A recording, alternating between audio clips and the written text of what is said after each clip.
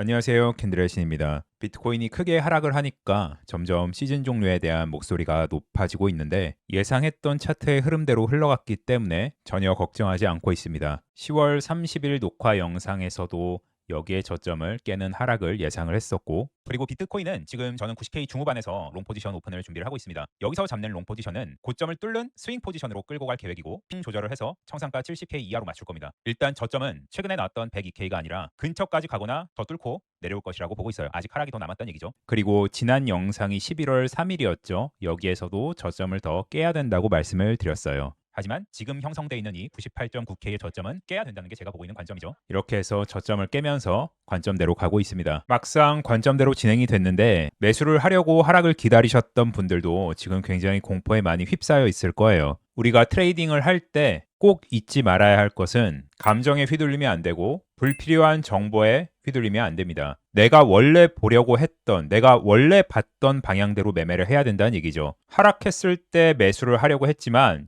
여러 가지 들려오는 정보, 갑자기 쏟아져 나오는 수많은 악재들, 이런 것들에 흔들릴 필요가 없다는 얘기죠. 항상 이것만 기억하시면 됩니다. 내가 원래 보려고 했던 방향이 무엇인가, 그리고 그 방향에서 지금 벗어난 것이 있는가, 이 두 가지만 기억을 하시고 그 기준에 맞게 매매를 하셔야 후회가 없습니다. 저도 지금까지 제가 보던 관점 그대로 가고 있기 때문에 제 관점 그대로 밀고 나가겠습니다. 그러면 시작하기 전에 구독과 좋아요 한 번씩 부탁드리겠습니다. 오늘의 관점은 첫째로 비트코인에 대한 관점, 그리고 둘째로 알트코인에 대한 관점을 말씀드릴 건데, 아무래도 가장 궁금한 게 알트코인일 테니까 알트코인에 대한 관점을 조금 더 디테일하게 파동, 그리고 캔들, 도미넌스 세 가지를 주제로 말씀을 드리겠습니다. 일단 비트코인은 저점이 거의 다 나온 것 같습니다. 여기서 살짝 더 깨서 90K 초반까지는 가능한데 많은 분들이 보고 계시는 88 이런 데까지는 오지 않을 거라고 생각을 하고 있습니다. 파동을 두 가지 형태로 생각 중이기 때문에 그런 결론이 나왔는데, 일단 여기를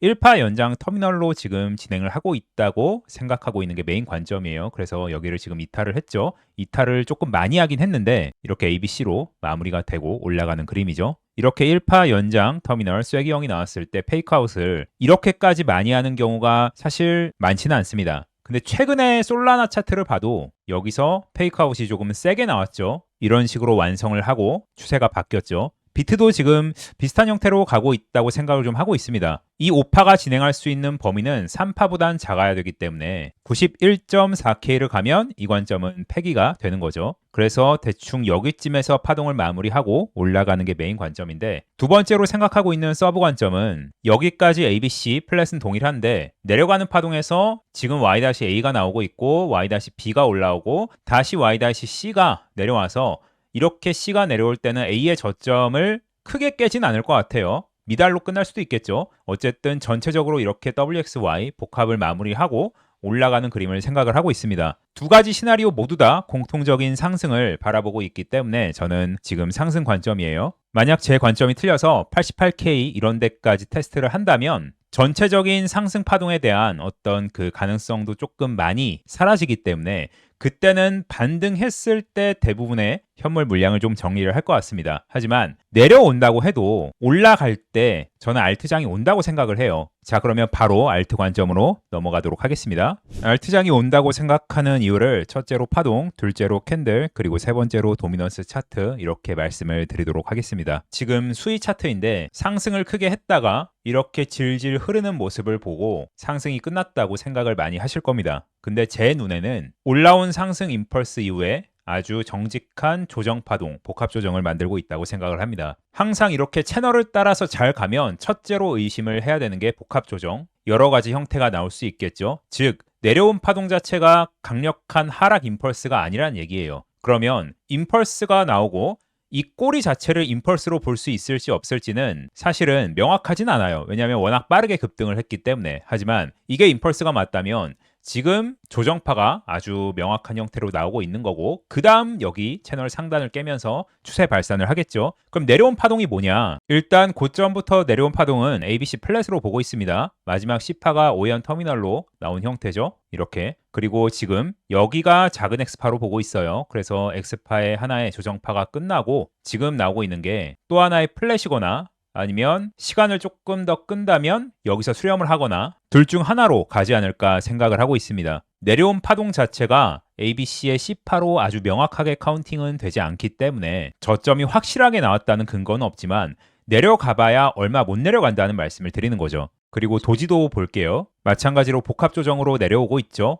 여기가 ABC로 하나가 끝난 것 같고 지금 여기 X8로 짧게 조정을 줬고 마찬가지로 얘도 ABC를 만들고 있거나 아니면 수렴으로 빠질 가능성을 높게 보고 있습니다. 끝나면 상방으로 크게 분출을 하겠죠. 결론을 말씀드리면 내려오는 파동 자체가 복합 조정이고 복합 조정은 추세를 발산할 수 없기 때문에 이대로 그냥 이렇게 쭉쭉 빠지는 건 저는 어렵다고 보는 거예요. 그래서 조정이 끝나면 상방 분출을 당연히 할 거라고 생각을 하고 있습니다. 이 채널을 크게 벗어나지 않는 선에서 조정이 마무리가 되겠죠. 그리고 지금 캔들을 보면 지금 단기적으로 봤을 때 이더리움 캔들이 좋죠. 여기가 샛별형 캔들이죠. 샛별형 캔들은 제 캔들 쇼츠에 나와 있는 캔들 중에 하나고 제 유튜브 프로필 사진에 있는 캔들이에요. 근데 이렇게 가운데 있는 이 긴 아랫꼬리의 작은 이 도지들이 두 개가 있어도 상관이 없냐? 상관없습니다. 이렇게 캔들이 형성이 돼도 아무 문제가 없어요. 그래서 일단 4시간 캔들이 좋기 때문에 단기적으로는 일단 상승을 보고 있고 이더리움도 마찬가지로 여기서 단기 상승을 하고 나서 또 저점을 다시 한번 깬다면 저는 여기를 1파 연장 터미널로 볼 것 같아요. 그래서 저점이 다 나왔다고 볼 것 같습니다. 전체적으로 고점부터 시작된 길고 긴 조정 파동이 ABC, X, ABC로 마무리를 하고 올라가는 그림으로 볼 것 같습니다. 마지막으로 도미넌스 차트를 보면 몇 달 전부터 제가 계속해서 저희 캔들의 신전에 올렸던 채널이에요. 2023년부터 올라온 이 상승 채널은 다우 이론에서 굉장히